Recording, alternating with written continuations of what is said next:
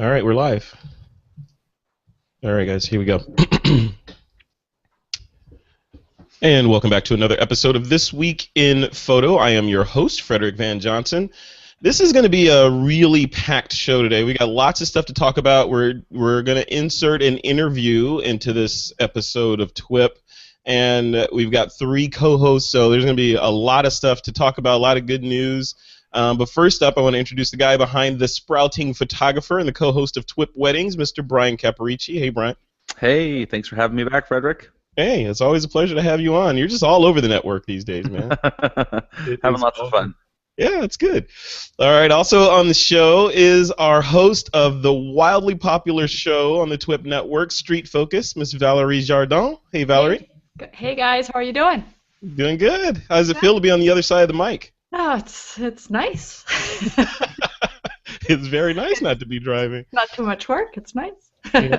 And last but not least, the host of another wildly popular show on the TWiP network. It's called Your Itinerary, hosted by Mr. Rob Knight. Hey, Rob. Hey, guys. How's it going? It's going good. Look at this. We got 4 TWiP hosts here. 4 hosts in one room. Team, or? I know. This is crazy. This is crazy. This is good. All right. So before we dive in, I want to thank our first sponsor for this episode of TWiP, and that's our good friends over at Panasonic Lumix Cameras. All right, guys. Story number 1. So this is the tag we put in the notes here. A revamped version of Flickr is released. That went out last week, and then also Flickr has rolled out Uploader, and they spelled it without the E, obviously, of course, and Camera Roll. So we talked about Flickr a while ago. We've been talking about them on and off, but there's a couple of angles to this particular story. The first angle is clearly Flickr is still innovating. They're doing stuff, and they're still relevant. And if you ask Thomas Hawk, Thomas Hawk is one of their biggest supporters and also biggest pains in the asses, I think, over at Flickr, because he tells it like it is, and whether it's good or bad. So when they do good stuff, he waves the flag, and when they do bad stuff, he waves the flag. And this was a little bit of both. So first of all, in the new version of Flickr, they've got what they call, I'm reading from the press release here, they've got a unified search, they've got image recognition, which is really cool, by the way, we're going to talk about that. They've got search by color and a bunch more things. They've rolled out new mobile apps for Android and iOS as well. So first of all, I want to talk about these new features, and from one of the big things that I want to talk about is the fact that they're now allowing you to download. First of all, they're giving you 1,000 gigs of space, or a terabyte of space to upload into, and they're allowing you to pull all of your photos down, whereas in the past they were kind of held hostage unless you purchased a Flickr subscription or did jump through some other hoops. Now you can download all your photos easily. So Brian Caparici, I want to start with you on this. So you've seen the news about Flickr. They're doing all these cool things. We're going to talk about their uploader in a second and their new camera roll feature, but the overarching thing, at least from my standpoint, is Flickr itself. From your standpoint, is it viable? I mean, has the party moved on to 500px and SmugMug and all those guys, or is it still happening over in the Flickrville? It's funny because I think probably if you were to ask me that same question maybe a year ago, I would probably say that I feel like it's perhaps seen its better days. Yeah. But it almost seems like in the last little while, I feel like more and more photographers that I run in the same circles with are coming to Flickr. And I don't know if it's because of the image quality or their organizational structure or some of the new mobile work they've been doing on their website. Like, a lot of that it's just seeming to be a place where more and more photographers are going to, and then also just the storage and the way that it displays the images seems to be nice. And so I don't think it's seen its last leg. Yeah, I have to agree with you and on all that.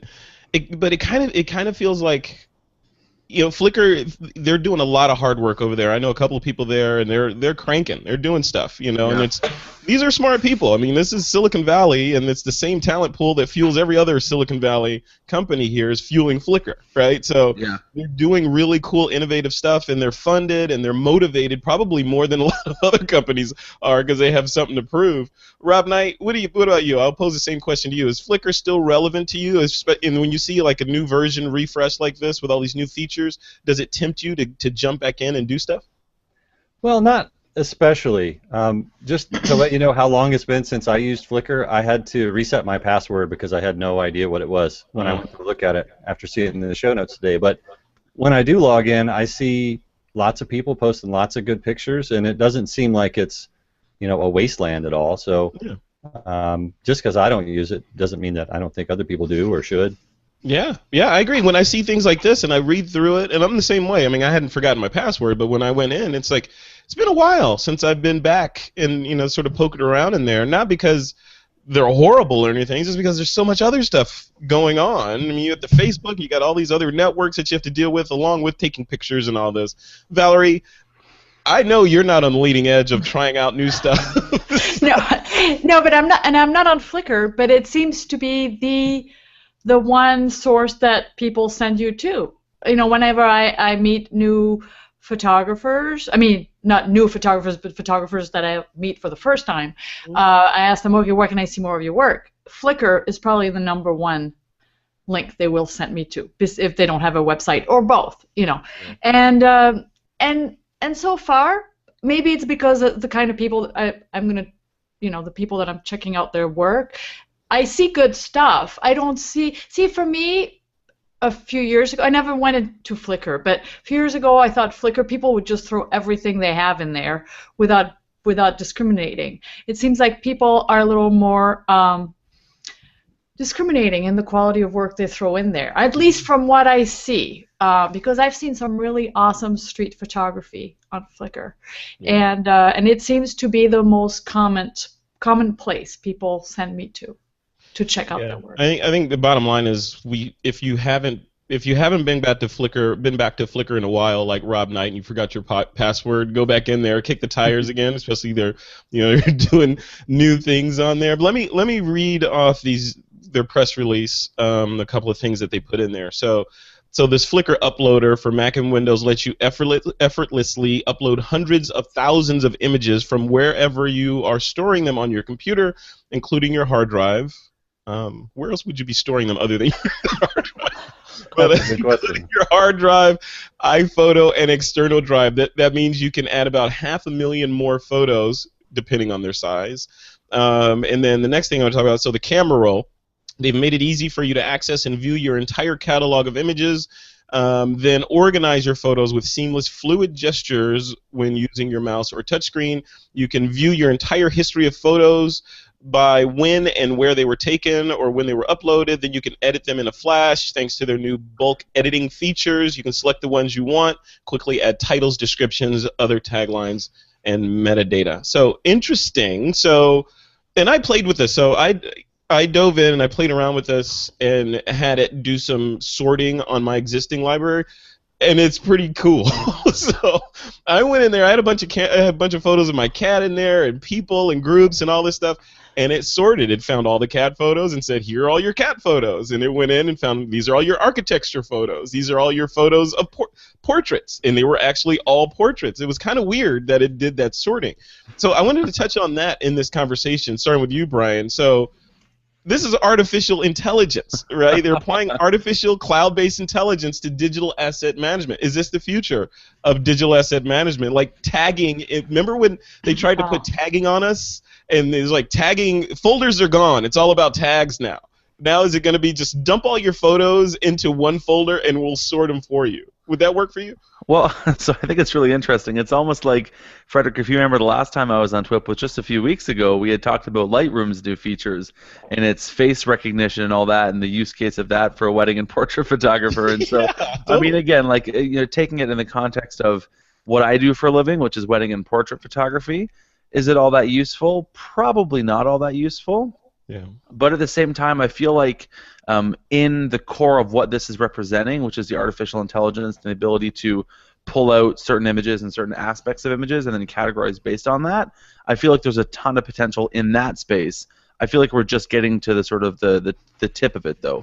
And I feel like as we dive deeper into it and explore more technology and more ways to use that technology, I think it's going to mean a lot of really exciting things for photographers. Yeah, no, I agree with you. And when I saw this, I thought about you, Valerie, specifically, because I know you don't really like hanging on the computer. I'm not picking on you, but you just don't. You're a photographer's photographer. You like to be out taking photos and interacting with other carbon-based life forms and having fun out there, right? So when you see something like this, would could presumably free you from doing tedious sorting and all that stuff. Does it excite you as a Oh, yeah, that's all good. Anything that's going to save me time. I mean, I remember years and years and years ago, I did some stock photography for iStock, and you had to, I mean, the tedious task of, you know, tagging everything was awful. And if they now have this same, you know, feature where you just throw your pictures in there and it will just tag them for you, oh my gosh, I would, I would have stuck with stock photography. Because that's the reason why I gave up. I'm like, oh, forget it. I don't have time for this. Yeah, Spend a yeah. day I mean, you doing see people that are like really anal about, excuse me, anal about diving in and that. you know their metadata just robots they go in. Like Rob Knight, for example. I'm sure Rob Knight is the metadata robot. As much as you travel, man, everything in your library is tagged, right? Not everything, just my keepers. I don't bother to tag a bunch of stuff I'm not going to use, but I think like any other tool, if once we figure out how to use it, then you know it might seem a little more interesting. Yeah. You know, at first glance, things like facial recognition and then you know sorting by categories and things like that automatically, right out of the box, I don't see it as something I'm going to use. But down the road, I might say, man, you know, what did I do without this feature? You know. And obviously that's what people want. I mean, they wouldn't all, you know, that's what people are asking for. Yeah, yeah. And over on Thomas Hawk's blog, and we'll link to that in the post for this show, but he, you know, along with calling Flickr out on a couple of other things, he pointed to the idea of why are people still using services like Apple Photos or whatever where they're charging you a fee to put your stuff in the cloud when you can just use Flickr and put your stuff in the cloud using their, you know, you can put up to 1 terabyte of stuff on Flickr. So I thought about that, and yeah, I don't know. When I think about it, first of all, I shudder a little bit because I actually want to pay money. I want to pay money and keep companies accountable so that I can complain. I feel like if I don't pay, I can't complain. I feel like if I pay, then I'm a customer at that point instead of a user, right? Then I can complain. But the other thing is like having all my images up there in the cloud and relying on that as like not a, I mean, you wouldn't. Any sane person wouldn't use it as their single point of backup, but still, like all that stuff in the cloud and it's accessible by the NSA and you know, all that stuff, it just makes me nervous. Brian, I mean, like, does it make you nervous? Am I just being paranoid that the cloud is good, but it just feels like I'm putting my stuff in the front yard? You know? I'm totally the same as you though, Frederick. Like for me, I would much rather go with, and it's not to say that you know Flickr isn't reputable because they're obviously a great company, but for me it's like it's the simplicity of well Apple Photos works and so why not use it? I don't know, like I know Apple, it's what you know they make my hardware and so for me it just makes sense. But I'm still in the same camp as you where I really just use the cloud storage or any of those services like Apple Photos just as a means of getting photos not just necessarily stuck on one machine. So if I want to view them on my iPhone, I can. Or if I want to view them while I'm at home, I can. But for my professional work, you know, for me, hard drives are king. That's where I want to live for backups, for portability, and for all that kind of thing. I think cloud storage is just nice for convenience to be able to share and be a little bit more portable with it. But I would never rely on it as my source of backup. Yeah, no, I agree. It's like backup and solving that whole backup issue is like chasing around that last pea on the plate with a spoon. It just keeps getting away because there's no one right answer for it. I mean, there's like, and things keep changing. Like this shows up, you know, the Flickr solution shows up as another option. We had, like you mentioned, we had Apple Photos, and we talked about Mylio a while back, and their whole goal is to democratize all your machines and make everything sync across everything.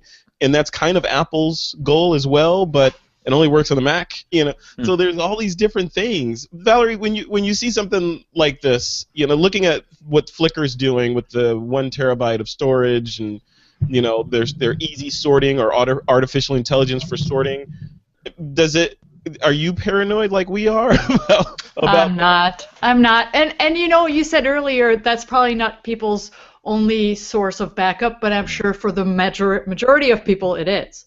Yeah. Because we're really picky as, how many backups, of how many backups we have, but most people aren't. That would probably be it. They have it on their computer and they have it on Flickr, and that's where they have their work. Yeah, but it's scary. Rob, how are you? What's your, just from a high level, what's your cloud / on the ground strategy for backup?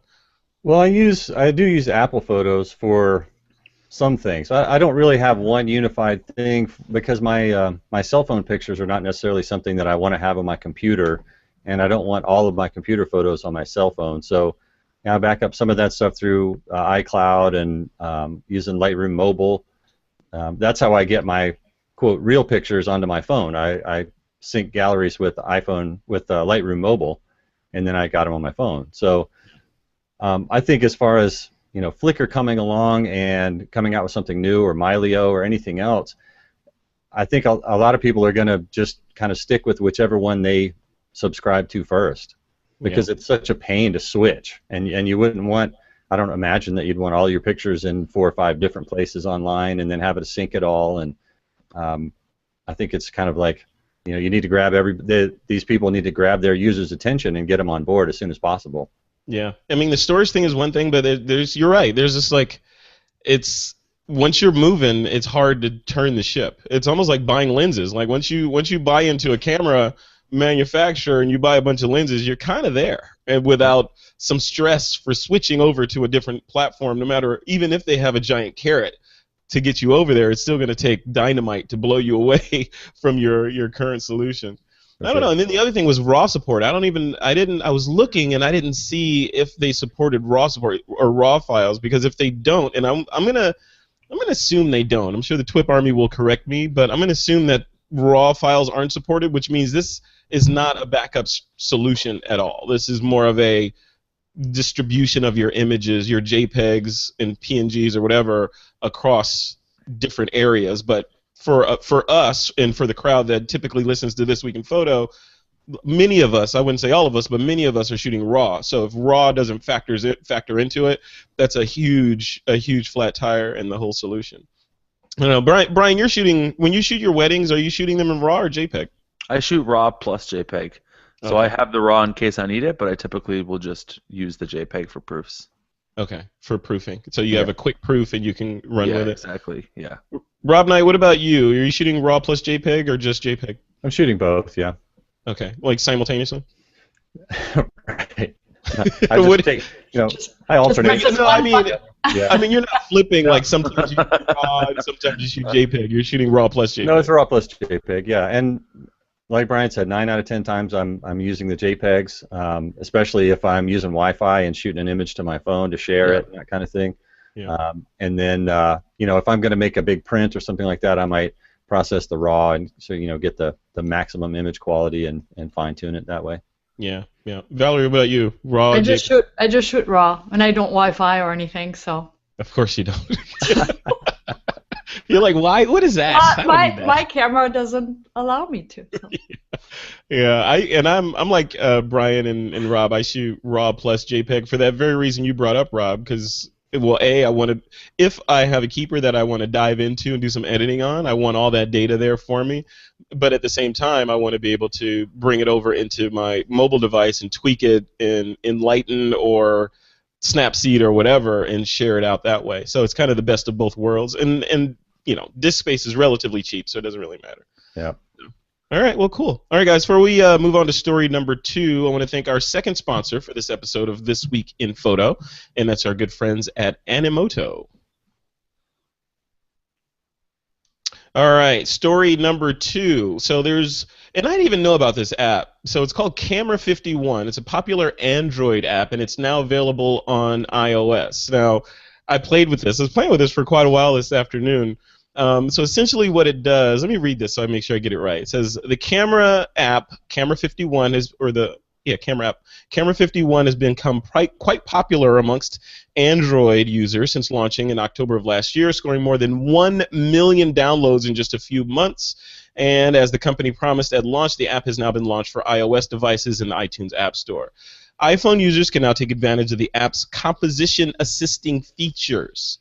If you're not sure how a scene should be framed, the app will analyze it for you and suggest a composition that takes subjects and lines into consideration. The app will show an aim box on the screen, and all you have to do is move the iPhone icon in the screen into the box, and bam, you've got yourself a photo that looks like, quote, $1 million, Camera51 says. So I played with this, and it does work. It looks like, you guys are all smiling, right? It looks like, it looks like it's doing some rule of thirds type stuff, like keeping it off center and all that, but it works, and it has a selfie mode where you can flip it around, and it will hold until you get the selfie exactly right, and then it'll take the picture for you. So interesting. Valerie, when you're in street photographer mode and you're out and about, running around Europe and other places, is this something that you would use? And I know it's not targeted at you, right? But it's an interesting technology that could assist. What do you think? Oh, I think it's. I looked at their video. I didn't play with the app, but they have a cute little video showing you to use it, and it's nice. I just think we have this technology. Why not use it? And this is second nature for us, how to compose. But for most people who only take pictures with their phones, it isn't. And there are enough really, really bad pictures out there. So if anything can help, us look at better pictures on Facebook and other social media, hey, I'm all for it. Yeah, I don't know. The technology's scary. Rob, when I saw this, I was thinking the feeling of foreboding that I had was kind of like what an Uber driver might feel reading an article about Google's self-driving cars. It was like, that's really cool. Oh, wait a minute. It's not threatening. It's come on, it is kind of threatening. How to see? It's only going to teach them how to position their camera. Mm-hmm. It's really just teaching people what the rule of thirds looks like. Yeah, I think that's mostly what it is. I played around with it for a few minutes, and in almost every case, it put whatever I decided the subject was on one intersection of a third. Right. And the interesting part was pointing it at my computer monitor, filling the frame with the computer monitor on pictures that I had taken that I really liked, and then other things like the stock picture of Yosemite. How would you fix this, right? Yeah, and just to see what it did, and it was absolutely off of everything that I had decided. So we may learn something. Who knows? Yeah, right. I've got a lot of work to do. You should have like presets in there where you can say, yeah, I want to shoot like Rob Knight. So you press a button. And that's the thing. Who decides what the good photo is, right? It's just based on sort of the taste of the time, I guess. I don't know. And the whole point of knowing those rules is so that we can make decisions to break them to tell the story we want to tell. So I wonder what happens if you insist on putting your subject in the middle. Is it just going to fight with you, and it's not going to let you press the button? It'll act like your GPS system does in the car when you don't go where it says to go. Recalculating. or it'll actually crop it square so that even though you put it in the middle, it'll actually push it off to the side.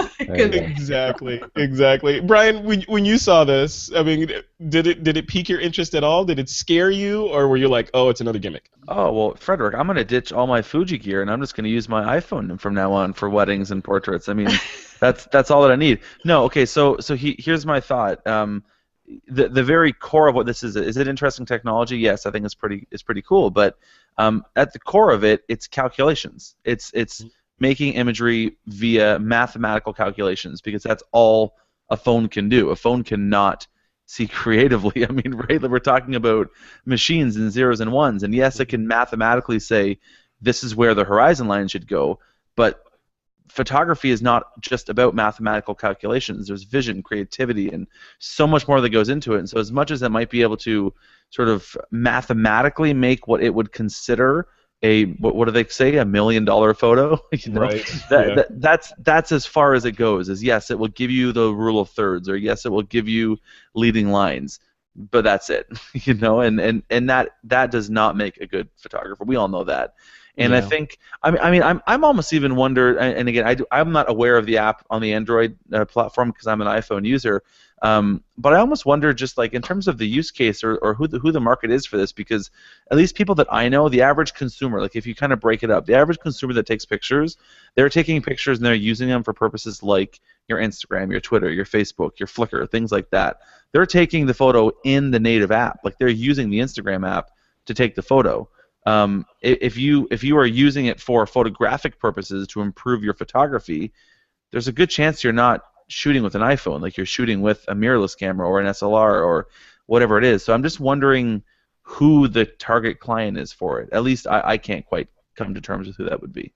I'm looking at it like kind of like Lytro, with their light field technology, allows you to shoot now and then Yeah. focus later. And then as I sat back and I thought about this, I was thinking, okay, so we've got program mode, and some of these mirrorless cameras have all these other crazy modes on there that will just essentially take over for you and let you do all kinds of cool things. So we've got that. So we don't really have to think about that aspect of it. We've got focus later technology, a la light field with Lytro, so we don't have to worry about focusing. And we've got AI composition help with these guys that now it will even tell us if the photo's wrong. And then when we take the photo, we've got Flickr that will automatically sort the photos for us on the back end.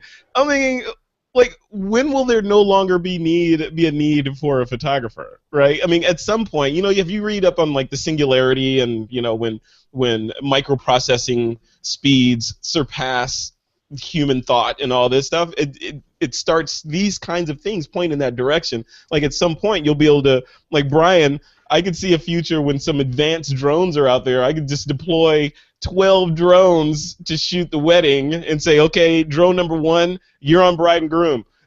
Drone number 2, you're on pickup shots. Drone number 3, I need exteriors, whatever, and just set them free and let them do the job. Brian, can you see that happening in the future? Well, I'll tell you, I've photographed some weddings where I'd prefer to have drones around and all the videographers that are chasing around and getting in my shots. So that may not be a bad thing. Totally. Technically and mathematically, yes. Can you get the shot? Can you direct it? Can you point it? Can you autofocus it? Can you compose it? Potentially, you can do that all technically the right way. But that a technically perfect photograph is not necessarily a perfect photograph. We know that. Look at the typical histogram in any one of the shots that we all make all the time. A histogram is not always perfect, yet computers will try and make it perfect. That's in my opinion, a quick example of what that looks like. I mean, even as something as automatic as aperture priority mode or program mode, we still, as the photographer, will come in and use exposure compensation to fix what the computer isn't doing correctly. So that's just a much simpler case of what I think this sort of technology will lead us to. Yeah, I know. This reminds me, and Rob, I want to have you chime in on this too. This reminds me of when I was growing up. My dad was he worked for ABC in Chicago, WLS-TV in Chicago, and he was chief engineer. He was the guy in charge of all the cameras and all that stuff. And I remember him telling me, "Yeah, I put a bunch of people out of work today because we installed robots to operate the cameras."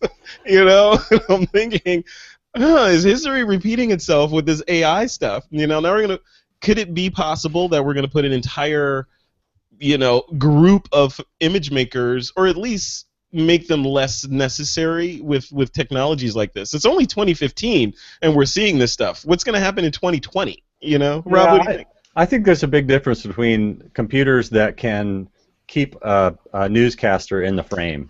You know what I mean? Yeah. There's a big difference in that, and someone who captures a travel photo or a street photo or a wedding photo that really captures emotion and has creativity and, like Brian said, vision and all these things that don't have anything to do with the math of it.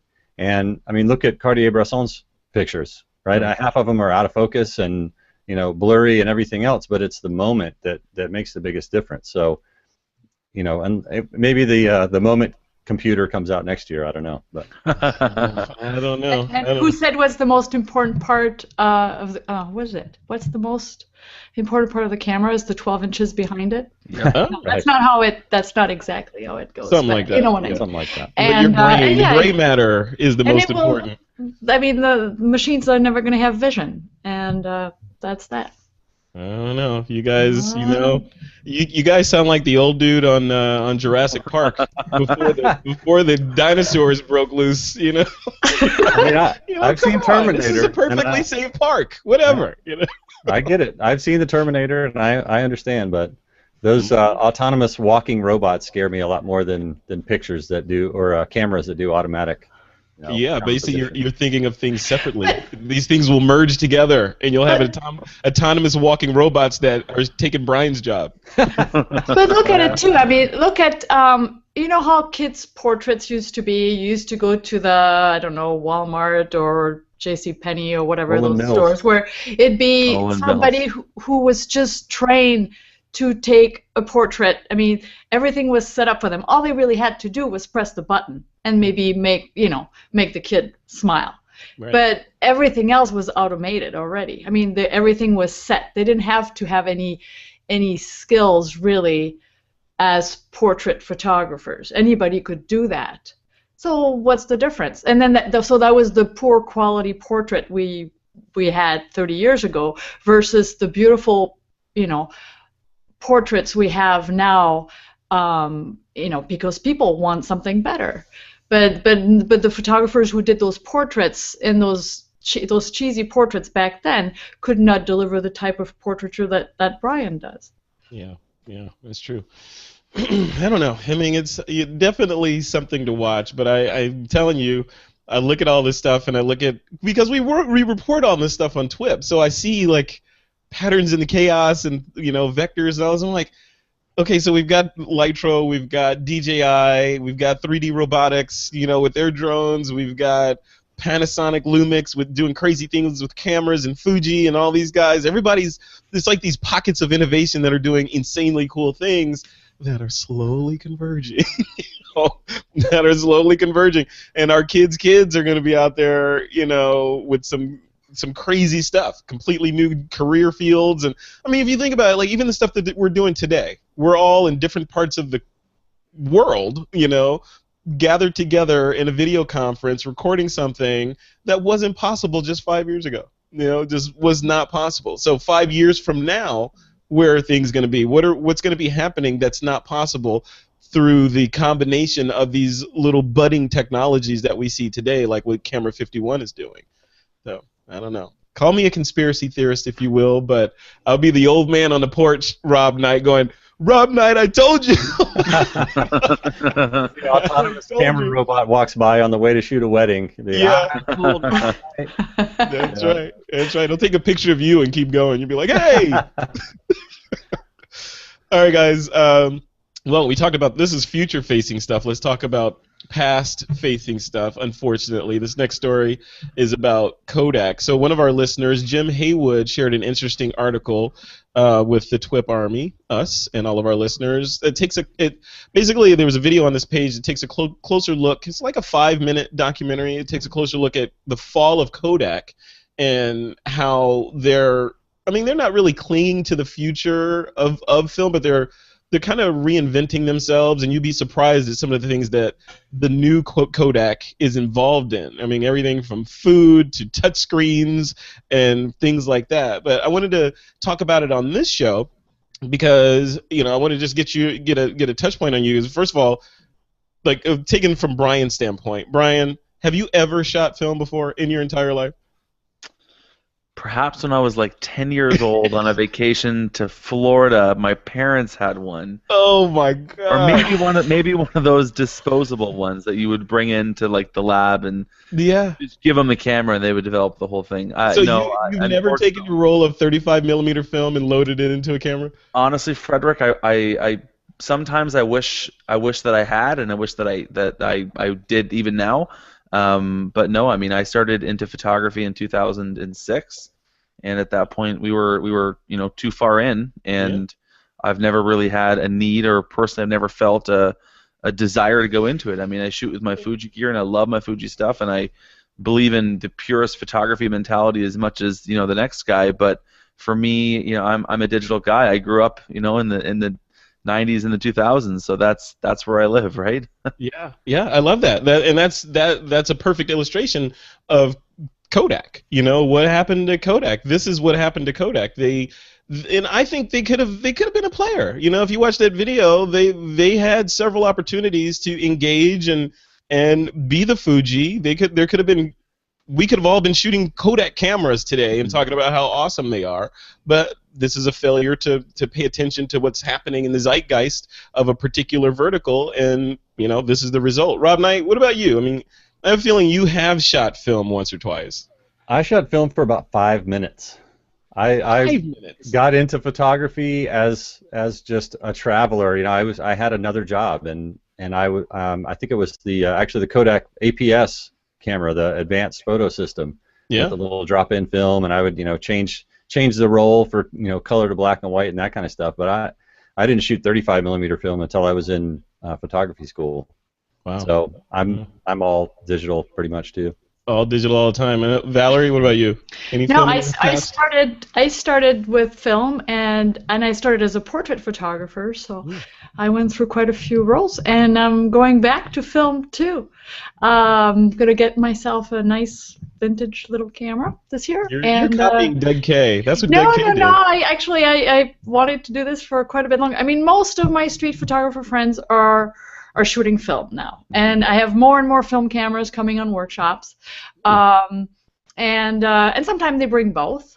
But why? You know, A that's lot of my friends, and it's not the film versus digital thing. It's just to go back to setting limitations and working on specific projects using film versus digital. Where and I applaud that, and I agree. I mean, I've shot thousands and thousands and thousands of rolls of film in my career, but that's over now. You know, no, I mean, but that's the thing. I mean, it's not over because I don't want the pitchforks and, you know, coming out and the torches and all that. Yeah, I don't think careful. it's over, but from the standpoint of, you know, it's like Brian saying that there's an easier way to do things, and I feel like film is awesome, and I'm still nostalgic about film. I still have undeveloped film that I need to process.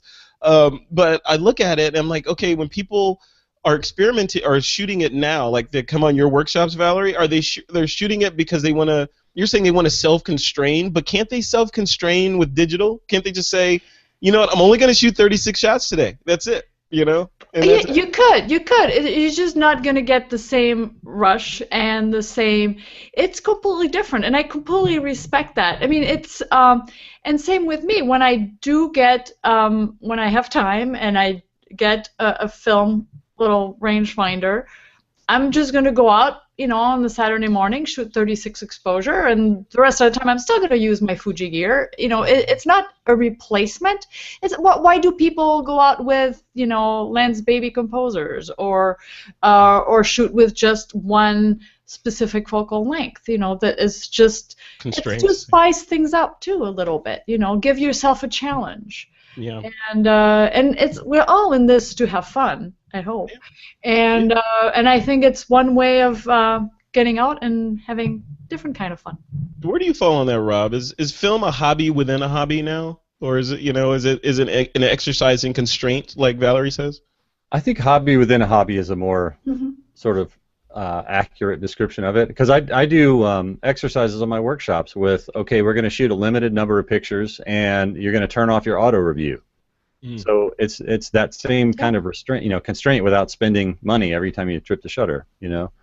And I don't think there's anything wrong with film. I'm actually waiting for my Bronica 120 camera to get the focus was off on it a little bit, because I like the idea of going to some of the places I go to shoot landscapes and taking this medium format film, and you know, there's something to that. I have a picture of my granddad that I made with that Bronica and he passed away 2 years ago. So I have this. It's a real thing. I can show you the negative, you know what I mean, and make a print from that. And there's something different about that for sure.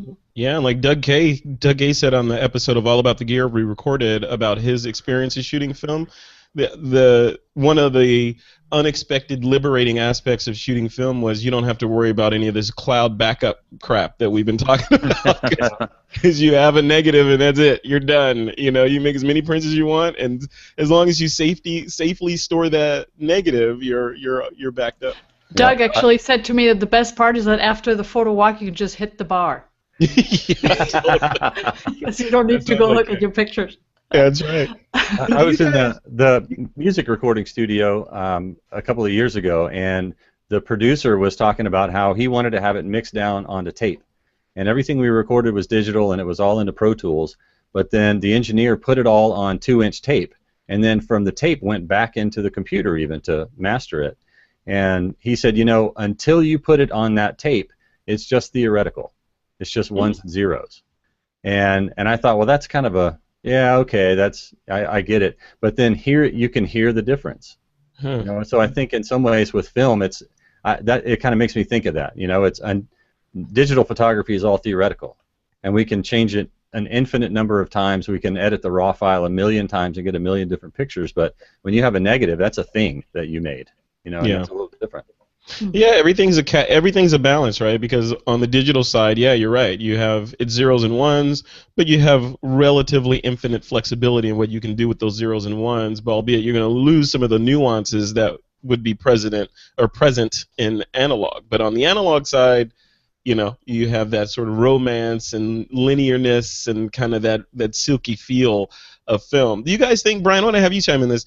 Do you think that we're ever going to see a resurgence of film? I was thinking about you when I was reading the story. I was like, okay, on the wedding standpoint, could you introduce film into your product lineup as a top tier sort of elitist kind of offering? Like, hey, we shoot digital like everybody else, but if you want us to shoot film and you believe in the romance of film, we'll shoot film, but it's going to cost you an extra 10 grand.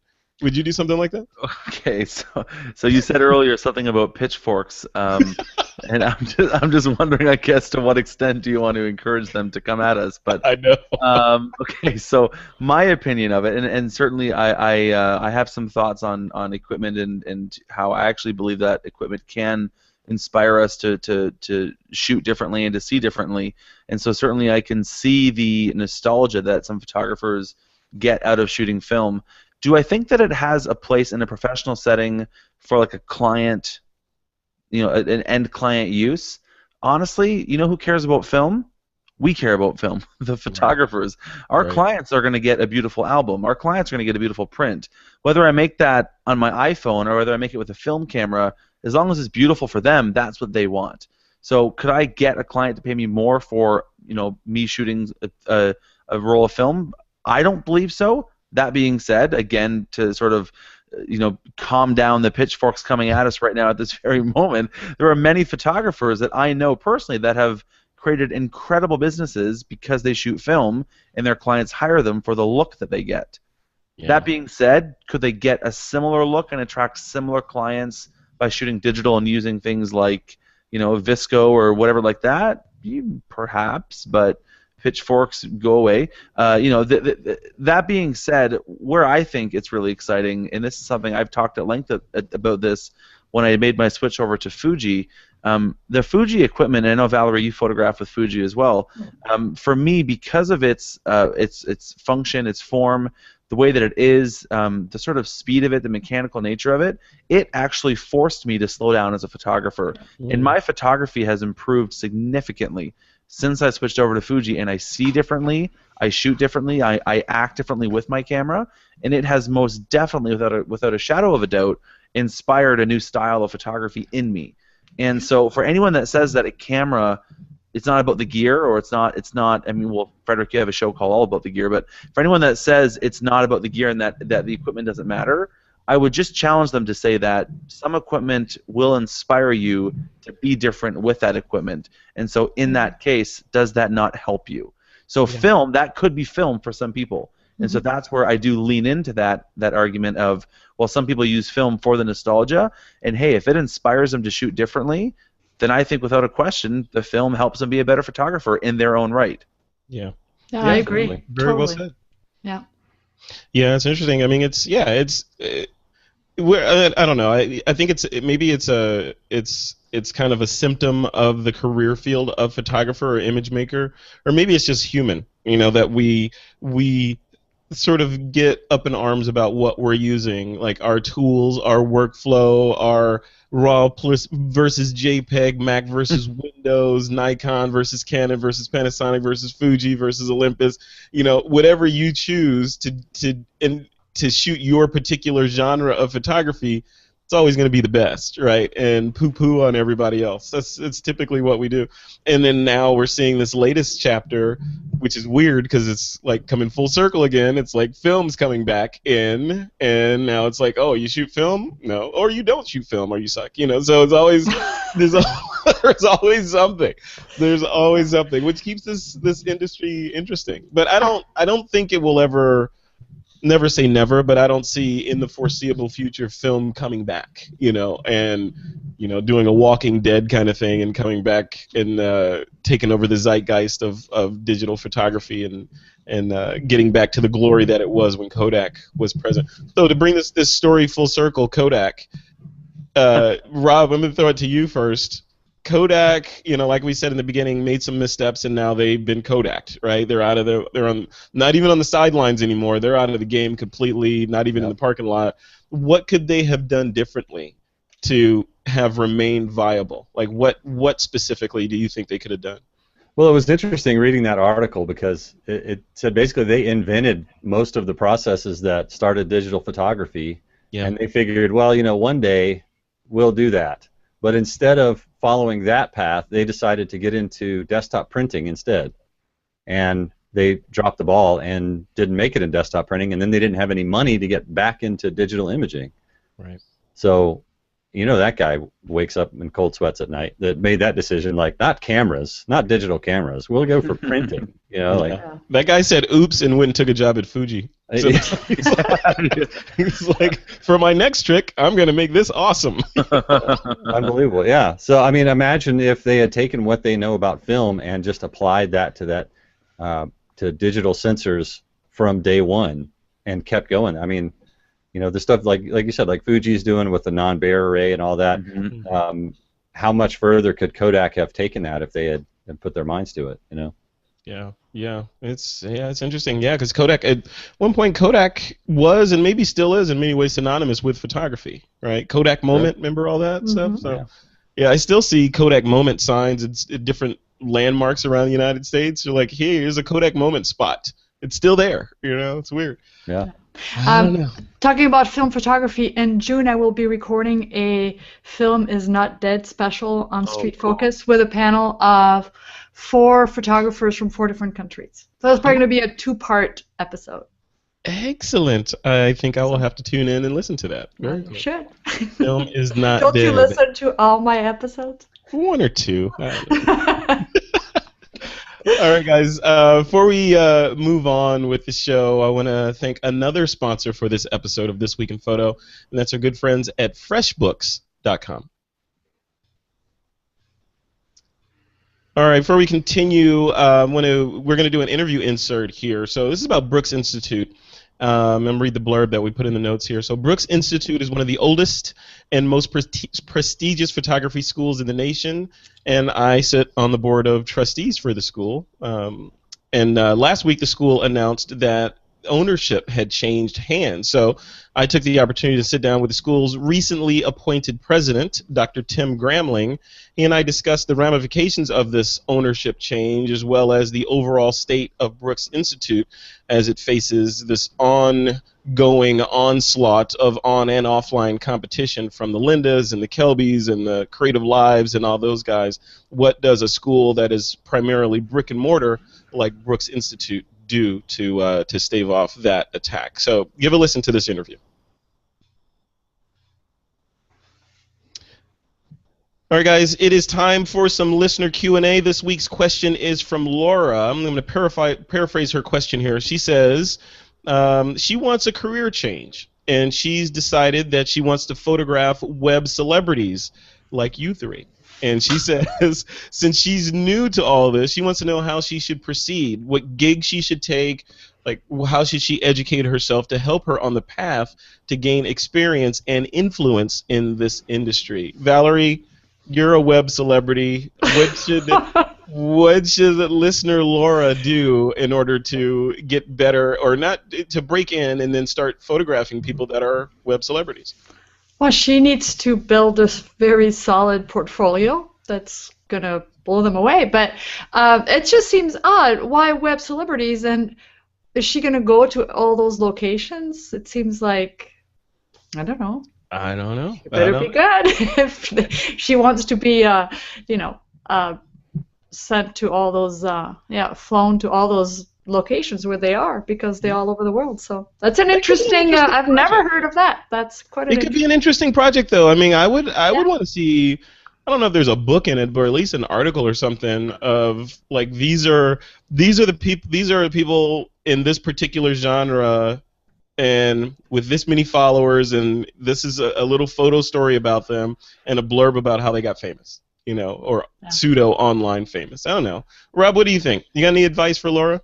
I think it sounds more like a personal project really than a career, but I think your idea about putting a book together would be fantastic. Right. Yeah, that's a good idea. You would start by getting trained as a photographer and understanding how that works, and studying portraiture and probably environmental portraiture specifically, and then like I said, that's probably not going to be your job. Right. Your job is going to be as a portrait photographer or wedding photographer, something involving people probably, so you build your chops, and then again that's going to be a side project, like, hey, I want to do this book and I'd love for you to be in it. I think she'd probably be surprised how many people, if she emailed them and said, hey, I'm going to come to your place, can I make a beautiful photograph of you, it would be like, sure. Yeah. With that approach, for sure. I mean, how many people have heard of how many photographers anyway? It's not, photographers aren't necessarily famous outside photography most of the time anyhow, so yeah, they'd probably be just flattered, And Laura, you have your first two subjects here. Rob Knight and Valerie have agreed to come be anytime. your first subject. But Brian, what do you think? And I'm glad you're on the show, Brian, because you've interviewed tons of web celebrities, from Guy Kawasaki to, I mean, the list goes on and on. If somebody like Laura wants to dive in and do photos of these folks, what advice would you give her? So it's really, really, really complicated, actually, to get access to such high-profile celebrities as a Guy Kawasaki or a Sally Hogshead, or I mean, like you said, Frederick, on the Spreading Photographer podcast, I've had like the privilege and the honor of interviewing so many New York Times best-selling authors, and it's like I said, really complicated. But I'll sum it up like this: just ask. Yeah, I knew you were going there. I know. And everybody's afraid to ask, right? And you know what? Like I'm kind of being facetious about it, but it's like it's actually so surprising how open people are when you simply get yourself out of the way, because that's really what it is, right? I mean, without going all philosophical about this, it's like so many of the times we actually don't achieve the things we want to achieve because we just put ourselves in the way. We put ourselves, we have all these insecurities, or we put these fears in the way, and whatever it is, and it's like, you know what, just shut that part of your brain off and just reach out and ask, and I promise that you'll be able to do whatever you want to do in life. And that's like just sort of, I know, a very broad statement, but that's how I've done everything I've done. That's how a lot of people have done the things that they've done, is they've just had the courage and the bravery to get out there, put their name out there, and just ask. And you'd be surprised what the world will put back to you when you have that kind of mentality. Sage advice, and I tell you, yeah, that's 100% true, because it's unfortunate, but I know several people that are plagued by the whole analysis paralysis disease, right? Yeah. They'll just overthink stuff and think about it and think a little bit more, then okay, maybe I'll do it after I do these three things, and then they never do it. Then someone else does it, and they're like, wow, that guy was so lucky that he, Brian is so lucky to have had a conversation with Guy Kawasaki. I had that idea back in, 2000, but I never did it. You know what's actually an interesting thing? This is a challenge that I've always given myself, and it's something that I think maybe perhaps the listener there can take to help them. Is I have this rule that whenever I have an idea, I have to do something that moves me towards achieving that idea before I move on to another idea. So if I'm like, oh, I'd love to like whatever, blah, blah, blah, Guy Kawasaki, it's like I have to go and follow him on Twitter, reach out to him, send him an email, do something to put that into action and to start building that momentum. And you'd be so surprised how many times that ends up coming back in your favor. That's how I met Frederick. Sorry, Valerie. A good example of this is, Brian, you and I meeting, right? Didn't you send me an email? out of the blue, I get an email from Brian. It's very well written. Wasn't long because you don't want to write long emails, and it was a very considerate, short email. I'm like, why not? And now look, you're on the TWiP network, and you have your own show. Not because of me, but you have your own show, and we're friends now. Because of one email, just because you tried, and you were like, oh, that guy would never respond to me. You just try it. Right? Yep, exactly. That's how you and I met, Frederick. I emailed you and I said I like your show, but you don't have enough work. You don't have enough girls on it. Exactly. And you said, okay, you're on. I know, that's the way it works. I mean, I think we hit on a really important thing here, because that's even the TWiP network and TWiP and the projects that I'm involved in, you could boil them all down to experiments, right? Yeah. I look at life as an experiment. Everything I do is an experiment, and that way, by looking at these things as an experiment, I take the burden of success off of my shoulders. Because if it fails, it was control group A. Then I'll try control group B, and I'll learn from the mistake and try something different. Like this network building thing, we're building it, of course, it's comprised of people smarter than me, so the chances of success are high. But still, it's all experimental, right, Rob? I mean, do you look at things that way? Absolutely. Yeah. I mean, when you asked me to do my show, I'd never even been on TWiP before. So this is the first time I've been on the mothership. So that's right. Yeah, which is weird. Really never done a podcast before. You're like, hey, do you want to do the travel show? And I said, yeah, absolutely. And then I was like, what the hell am I going to do on this show? Honey, Rob's at home Googling a podcast. What's a podcast? Seriously. But that's how I've approached everything in my photography. I mean, I went from photographing children to photographing food, and overnight somebody asked me, do you shoot food? I said, sure, I do. And I had never done that. It's probably nothing harder than photographing food. Yeah. And I said, well, you know what? What is the risk? If I don't do a good job, I'm not going to charge the client. Nobody's going to get hurt. And I did a really good job, and I shot food for many years after that, and I was very successful at it. Yeah. And it's like you have to try. And it's true, so many people don't succeed because they're afraid to ask or they're afraid to give it a shot. I've never been afraid to try anything, and I think, it's... I mean, and not to go all Tony Robbins on this show, but like the whole idea of failure is a gift. I mean, it sucks, of course, because we're all human, but failure is a gift, right? Because from the standpoint of if you try something, if you fail, it means you tried it. But if you try and fail, then you know what doesn't work, and you're one step beyond the guy that hasn't tried it yet. So you know that if I do this and that thing over there, it doesn't work. So you can try something different. It's like the Silicon Valley startups. Like here in Silicon Valley, successful entrepreneurs have failed more than they succeeded. It's like how many failed companies do you start before you do a Twitter or whatever that's your big gazillion-dollar baby? Usually there's a long list of corpses behind you before you hit that one good one.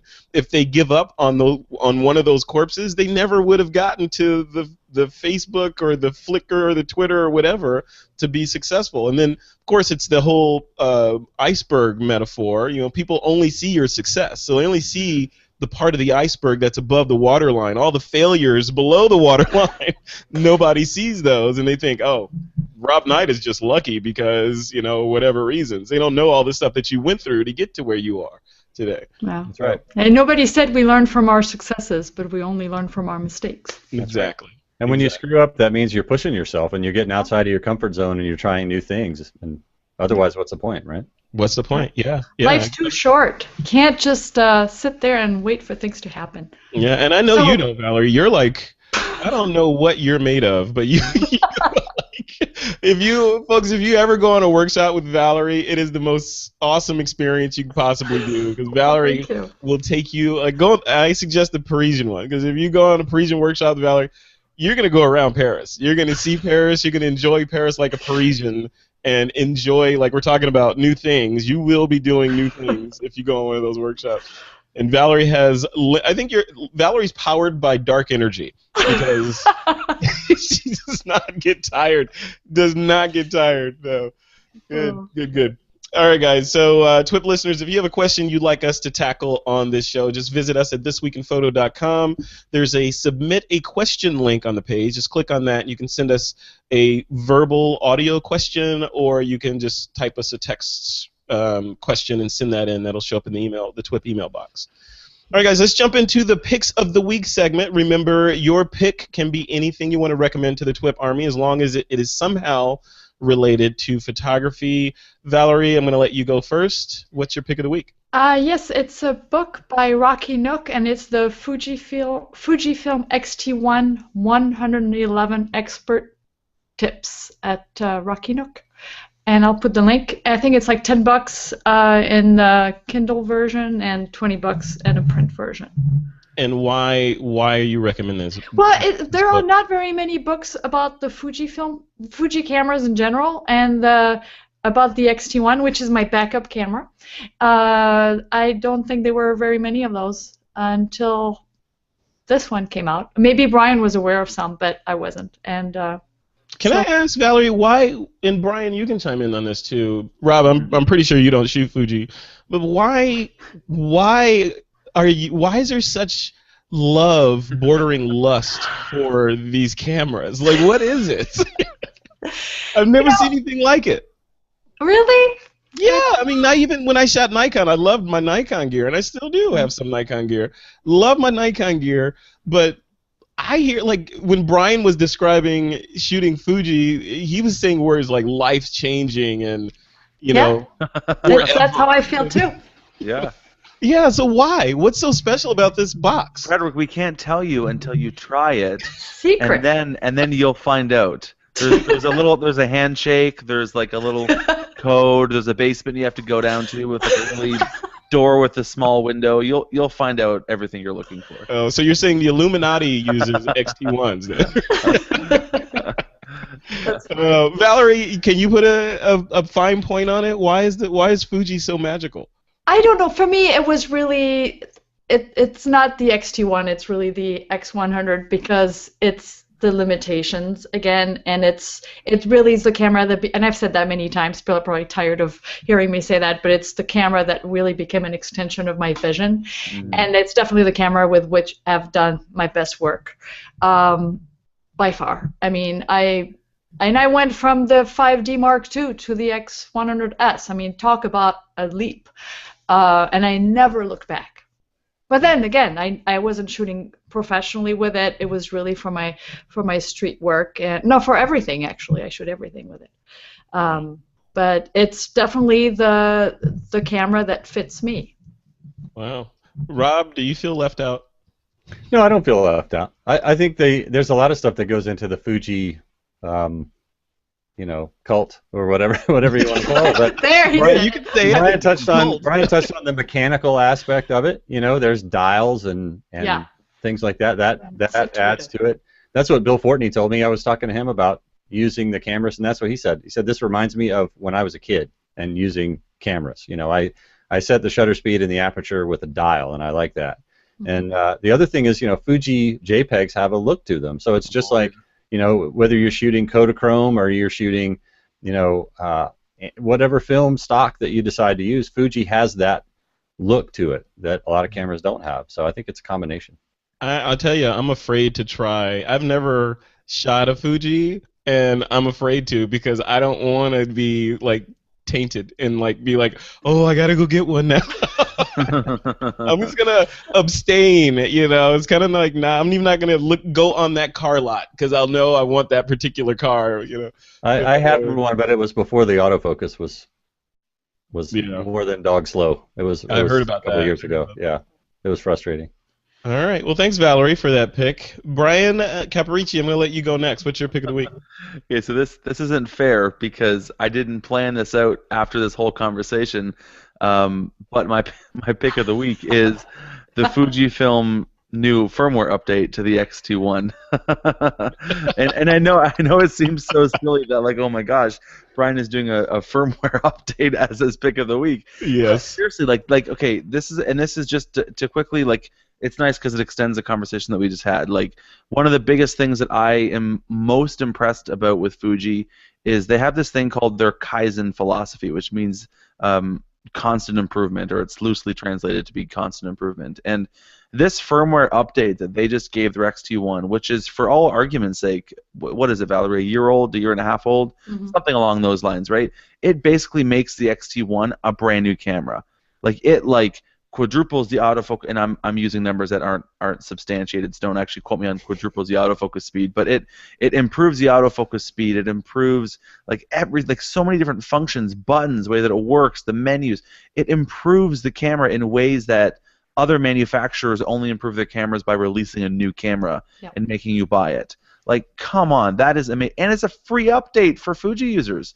Like, come on, like, this is, yeah, like, am I getting passionate about it? I totally am, but it's like, it's insane that a company that like Fuji will take the feedback, and literally they take the feedback from their users. The one in particular, and I'll totally take this like as like a quasi claim to fame, but the one update in the version 4, the firmware, was that before you were never able to select a shutter speed without actually physically changing the dial. And so Fuji flew me down to New York back in the fall time to do some reviews on some upcoming cameras and give them some feedback with a bunch of other ex-photographers.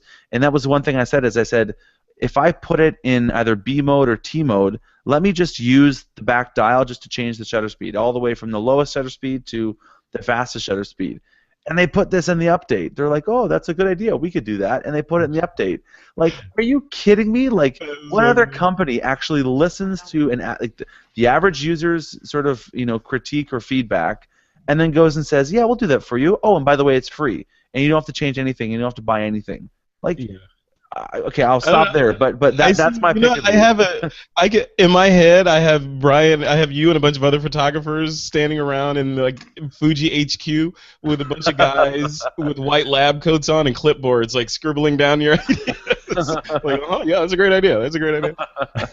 No, Paparazzi mode. Yeah, we're gonna. Yeah. I just seriously think it's amazing what they're doing, and I just love their dedication to the art and craft of photography, and actually almost the opposite of what we talked about with Kodak, right? I mean, Fuji is listening, they're adapting, and they care, and they're moving with it. So I love that, and the update that they put out, I think it was just yesterday it came out, was mind-blowing for all Fuji users. So that's my pick of the week.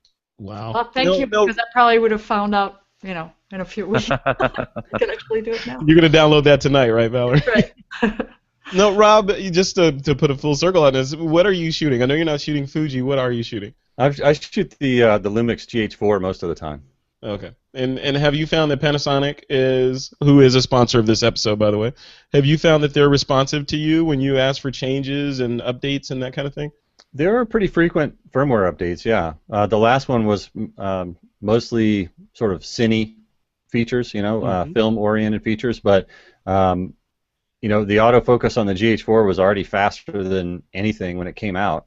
And so there's not a lot that when you use the GH4, I don't feel like, man, I wish this was different and that was different, and it just kind of works. Yeah. It works like a camera, and it doesn't. I don't know. Not that it was the perfect camera, but. Right. So basically, what Rob is trying to say so eloquently, Brian and Valerie, oh, here we go. His camera was already there, and you guys are now. I'm just kidding. I'm kidding. Talk about pitchforks. Now the Fuji pitchforks. Thanks. Appreciate that. You know what's great too about the Fuji, and I don't know if other cameras they'll catch up. It's fine. They'll catch up. When you're in Lightroom, like I shoot RAW, but with and the JPEG. Who was saying earlier? Is it Brian that the JPEG with the Fuji mode are just amazing? But in Lightroom, if you go to the bottom right of your, when you're in developing mode, developing module, you can actually go and bake in the Fuji, whatever. The color, the camera calibration. Calibration, right? Yeah, that would be, the JPEG version of if you shot RAW and JPEG, for example. Yeah. So you can do that in Lightroom in one click. Yeah. One day I'm going to play with that camera, but I'm telling you, I'm staving it off, kind of like me and drones. Like I have to get a drone because we're developing a drone show for the TWiP network, so I have to get a drone.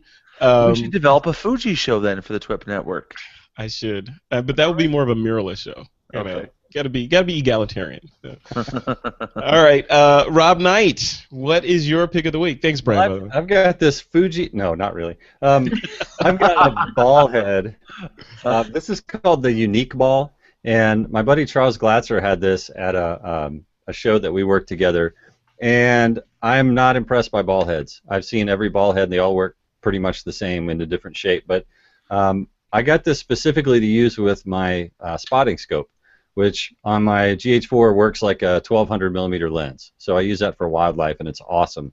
But it basically works like a regular ball head, right? If you use the bottom locking knob, and then if you lock that, say level it, then you can use this red knob, and you've got a pan and tilt head. So it doesn't, flop over to either side. So for a long lens like the spotting scope or just like a conventional long lens, it works great for that in place of a gimbal. It's also great for video because you've got a pan and tilt head or a ball head, whichever you need at the time. So this saves me from carrying a separate video head if I'm going to be shooting video or using the spotting scope. I like that, and it's in TWiP colors too. I like that. There you go. Very cool. And where We're all going to get one. Yeah, right. There's apparently it just started being brought into the States. When I was looking for links today, it's been available in Europe for a while, but I know B&H has them, and I got mine from Charles Glatzer, but I see that he's not selling them. I think Lenscoat was importing them, and I'm not sure if they still are, but I know B&H has them. Very cool. All right. Very cool. All good picks of the week. We had basically one combined pick of the week and a fluid head. My pick of the week is a site that I hope photographers will check out. It's some friends of This Week in Photo called Breed, and I'm trying to bring up the URL now. Breed, they're for photographers that like to shoot fashion and that genre of photography. And what they do, they have lots of training on the site. It's a community, it's a newsletter, and they've got tutorials, a forum, classes, interviews, etc. But it's all on fashion photography. And I interviewed the founder of the company. She's a fashion photographer and has been for many years. And one thing that I took away from that interview was she said people get confused when they talk about fashion photography versus just taking pictures of pretty people, right? Fashion is about the clothes. So when you're shooting fashion photography, you're actually photographing the clothes, and the person wearing the clothes or the item is kind of secondary to showing the actual garment or whatever, and that's true fashion photography. It may look sexy, it may be provocative or whatever, but it's still all about the clothing, and that kind of translates into their site. One of the cool tutorial or walkthrough that they have on the site today that I saw, just came in through email, was a walkthrough on how some photographers are creating black and white images using Capture One. Mm-hmm. So I'm seeing that over and over again, the whole idea of using Capture One as your post-processing tool of choice, especially since Aperture went away. There's only a couple players out there, and Capture One seems to be notching up and up and up. So check it out. We'll link to it. The website URL is jointhebreed.com, jointhebreed.com. So definitely check them out. And if you sign up for them, make sure you tell them that you heard about them over on This Week in Photo. All right, guys, before we end the show, I want to just find out what you guys have going on. Valerie, what's happening in your world that folks should know about? Recording a lot of exciting episodes on for Street Focus, because I just got back from Rome, and I'm heading to Paris next week, so it's kind of a recording marathon in between to get ahead. And actually, I just had one cancellation for Paris at the end of September for the week-long workshop, so there is one spot up for grabs, and those workshops sell out months in advance.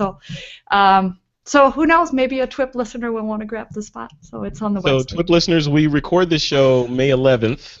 So this will hit the airwaves or in the TWiP feed the night of Friday. What is Friday? So Friday the 15th it will be live, but typically they go live on the 14th. So my bet is by Saturday that slot will be gone. So you never know. You never know. Well, after you just spoke so highly of it, probably. I know. I mean, come on. That's a once in a lifetime kind of trip. I'm still looking at images from that trip. So Good. very cool. Well, thanks for coming on. Always a pleasure Thanks. having you on the show. And congratulations on all your success with Street Focus. Somebody sent you share with me a comment someone sent in saying that they sleep with Street Focus or something. What was that? Yeah, they said. Yeah, something like that. Something. Valerie's blushing. Yeah, something like that. Yeah. All right. Well, thanks for They coming like on, to Valerie. sleep with me and my guests. That's how they learn, or something Yes. like that. Yeah. Yes, love it. Very cool. All right. Well, thanks for coming on. Brian Caparici, what about you? What do you have coming up? What do I have coming up? I'm a wedding photographer, and here we are recording this on May 11th, and so we are at the tip of the season right now. So that's pretty exciting. I mean, obviously, the winters get long for me. I always miss shooting weddings in the wintertime. So this time of the year is always a nice welcomed.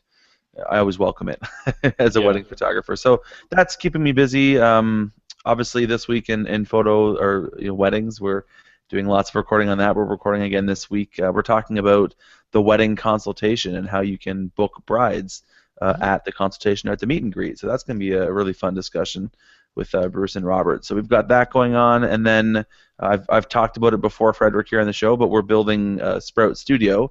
So the first all-in-one sort of business management system, including albums and proofing and sales and all that for photographers. So we're up to 9 or 10 people on our team, and we just hired 3 more developers for that. So I'm CEO and founder of that, so I'm managing that whole team. So we're out in beta now, and we're having a lot of fun. The feedback is incredible, and just really excited to get that into the hands of all of the thousands of people that we have sitting on a waiting list right now that are just like barking at us to wait to get to it. So we're really excited about that. So if TWiP listeners want to get on that waiting list, where do they go? Yeah, totally. So if you go to getsproutstudio.com, you can find out more about that and what that's all about.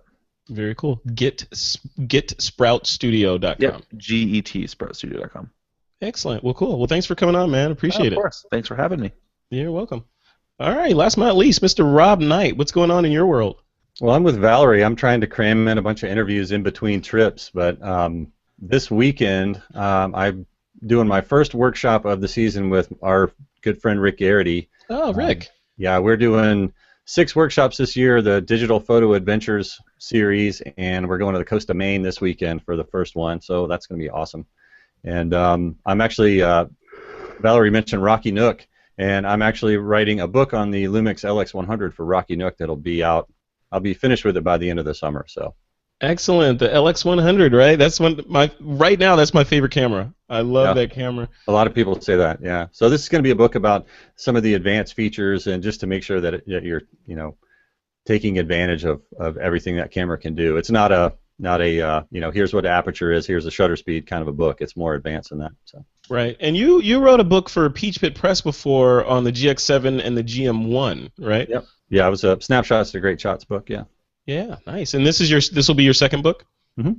Very cool. Well, congratulations, and thanks for coming on, and finally having you on the show. I mean, after what, you're like 900 episodes of 927 episodes, and no, yeah. I think 30. I think last week was episode number 30. So cool, awesome. Well, welcome to TWiP proper, and I'm sure you'll be on more and more. So thanks a lot. Very cool. All right, guys, all of you, fantastic. And listeners, that brings us to the end of another episode of This Week in Photo. I want to thank our sponsors, Panasonic, FreshBooks, and Animoto for their support of the show. Be sure to check out our website over at thisweekinphoto.com. And with that, it is time to take that lens cap off.